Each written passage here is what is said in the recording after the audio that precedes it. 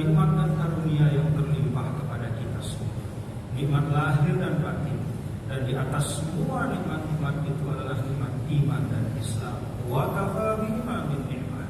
Hanya dengan sebab nikmat-nikmat Allah Subhanahu wa taala itulah maka kita dapat menjalankan tugas-tugas kita sebagai hamba. Para ulama menyampaikan manatu barokah asyukru ala ni'mah, bahwa poros keberkahan hidup adalah pandai bersyukuri nikmat Allah Subhanahu wa taala.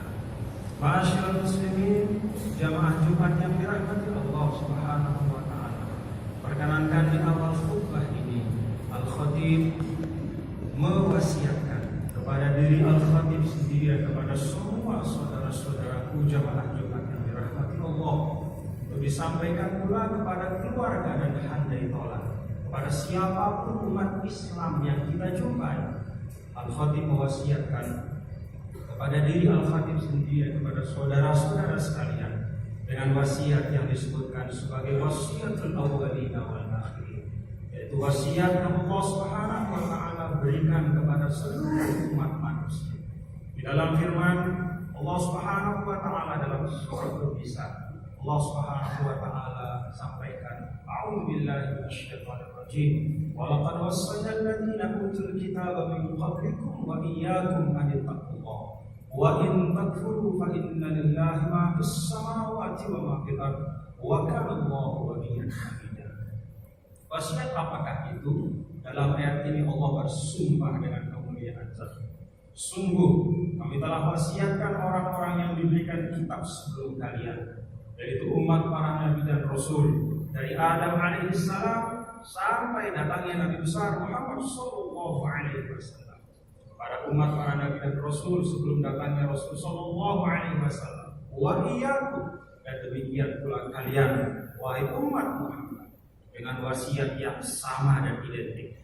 Wasiat itu sederhana, namun melaksanakan dan menunaikannya membutuhkan sepanjang umur kita. Anittaqullah, bertakwalah kepada Allah Subhanahu wa taala. Wa in takfuru fa inna lillahi ma fis samawati wa ma fil ardh. Apabila kalian kufur dari tuntunan takwa, menjalani hidup ini hanya menurutkan hawa nafsu saja, tidak peduli halal dan haram, tidak peduli tuntunan Allah dan Rasulnya, fa inna lillahi ma fis samawati wa ma fil ardh. Maka sesungguhnya milik Allah semua yang ada di seluruh lapisan langit dan bumi. Wa kana Allahu ghaniyyan hamidah, dan Allah Maha Kaya serta Maha terpuji. Para ulama menjelaskan bahwa ayat ini mengingatkan kita, apabila kita menjalani hidup dengan penuh ketakwaan, maka manfaatnya kitalah yang pertama kali akan merasakannya, bahagia dunia dan selamat di akhirat. Sebaliknya, kalau kita meninggalkan tuntunan takwa, maka mudaratnya pun akan menimpa kita di dunia maupun di akhirat. Oleh karena itu, di dalam ayat yang lain Allah Subhanahu wa taala ingatkan, in ahsantum ahsantum li anfusikum wa in asattum falaha. Kalau kalian berbuat baik, maka kebaikan itu kalian akan nikmati hasilnya di dunia dan di akhirat. Kalau kalian meninggalkan tuntunan takwa, maka mudaratnya pun akan menimpa kalian di dunia dan di akhirat. Ma'asyiral muslimin rahimahullah, apakah takwa itu?